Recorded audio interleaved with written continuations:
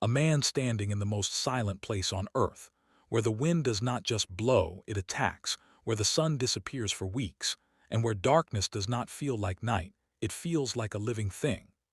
Now imagine being completely alone there for 30 straight days, with no one to talk to, no warm street lights, no familiar voices, no normal day or night, only ice, black sky, and your own thoughts getting louder every hour. That was the kind of nightmare one man walked into, and the most unbelievable part is that he lived through it. Stay with this story, because it is not just about surviving Antarctica. It is about what happens when a human being is pushed so far beyond comfort that every single breath becomes a battle. And before you continue, do like the video, comment where you are watching from, share it with someone who loves real survival stories, and subscribe, because this is the kind of story that grabs you and does not let go. He did not arrive in Antarctica like some movie hero walking into a frozen battle with dramatic music behind him. He arrived like any other ordinary person would arrive in a place that is anything but ordinary, carrying equipment, expectations, and a mind full of confidence that had not yet been tested by the raw truth of the continent. The first thing that hit him was not just the cold. Cold is easy to say. Cold is easy to imagine. But Antarctica does not simply feel cold. It feels like the world itself has turned against you. The air is so sharp it seems to cut into your lungs. Every movement becomes slower. Every little task becomes a decision. Even blinking can feel like work when your face is freezing and your hands are losing feeling. And yet, the real enemy was not only the temperature. The real enemy was the darkness. In those endless weeks, the sun did not rise in any comforting way. The sky stayed dark, heavy and strange, as if morning had forgotten this place forever. At first he tried to treat it like an adventure. He kept himself busy, checking supplies, recording notes, adjusting gear, and reminding himself that he had prepared for this. He had enough discipline to survive a few uncomfortable days, maybe even a couple of difficult weeks. That is what people often believe before Antarctica teaches them the truth. In a normal place, time passes with structure. You wake up, hear traffic, see the sky change, meet people, eat at regular hours, and your mind gets little signals that life is still moving. But there, the days blurred together. The darkness did strange things to his sleep. His body no longer trusted the clock. He would lie down and not know whether he had slept for 10 minutes or 10 hours. He would wake up and stare into blackness so complete that his brain almost refused to accept it as real. The silence was just as dangerous as the cold. A silence so deep that even your own breathing starts sounding like a stranger in the room. After a while, his confidence began to crack in small places. It never happened all at once. That is not how survival pressure works. It enters slowly. First, it is the small frustrations. A glove that is stiff from the cold, a zipper that refuses to move, food that tastes like cardboard because everything around you is freezing. Then comes the mental strain.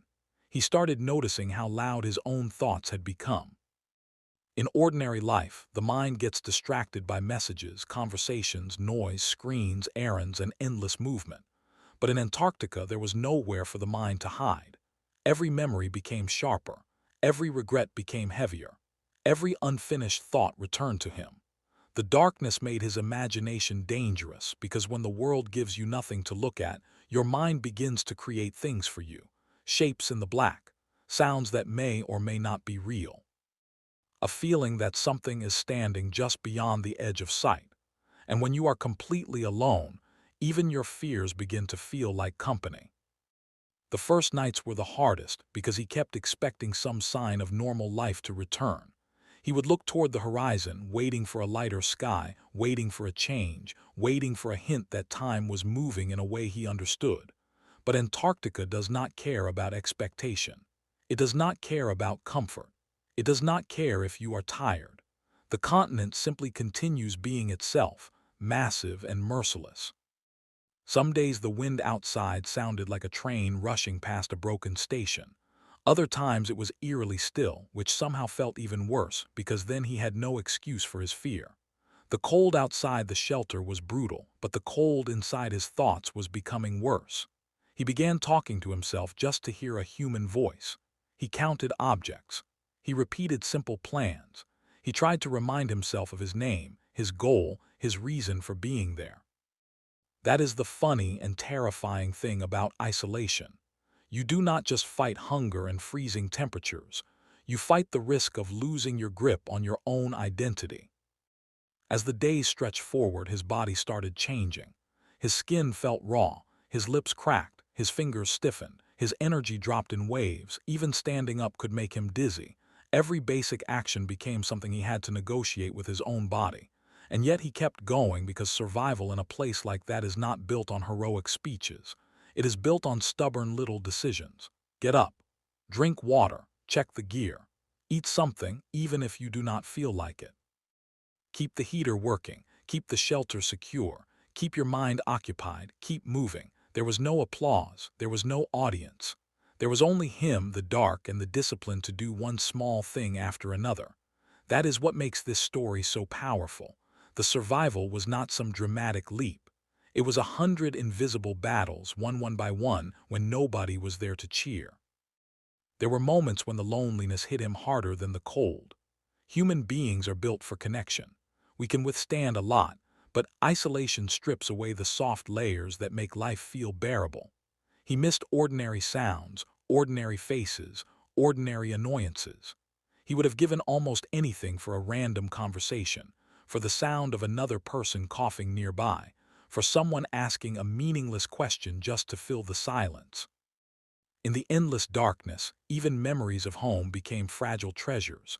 He thought about warmth in a way he never had before. He thought about kitchens, street noise, sunlight on pavement, the smell of rain, and the casual comfort of knowing other people were close. Those memories did not just make him emotional, they gave him something to hold on to. That was important because survival in extreme conditions is not only about muscles and gear. It is also about memory. It is about remembering that life exists beyond the walls of the storm. And then the strange thing happened. He began to adapt.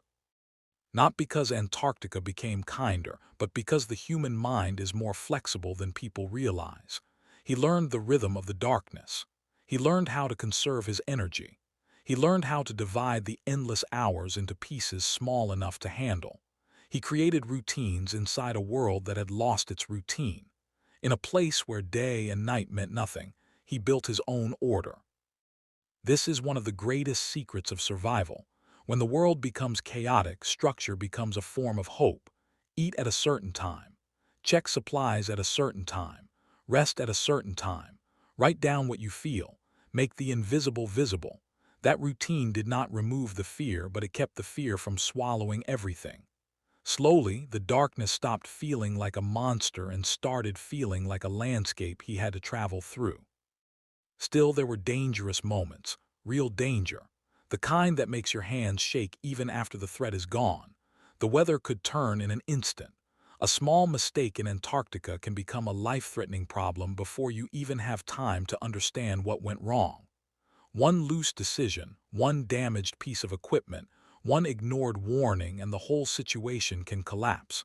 He knew this every second. That awareness was exhausting. It meant that even when nothing was happening, he could not fully relax. His senses stayed sharp. His nerves stayed tight. He had to remain careful in conditions where care itself was draining.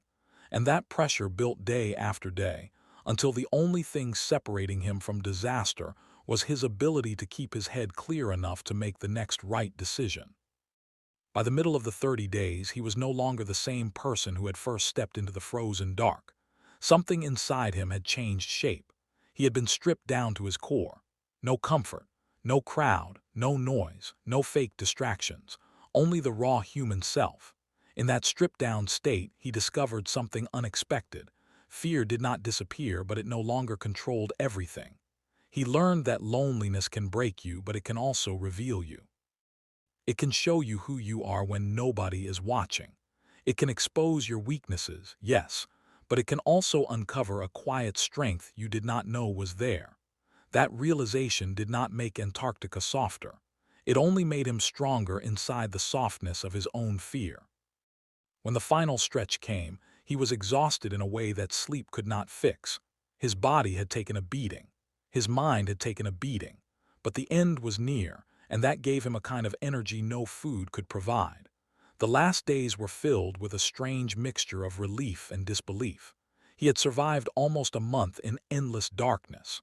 A month that would have crushed most people psychologically. A month in a place where nature gives no mercy and no comfort. When it was finally over, the feeling was not just joy.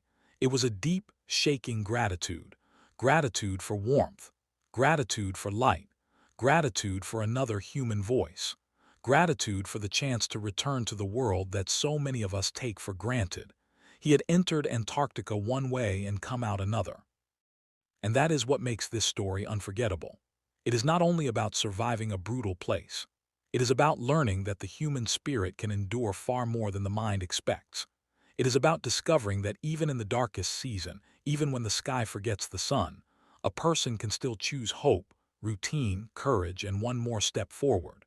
So the next time life feels heavy, when your problems seem endless and your path feels cold and lonely, remember this story.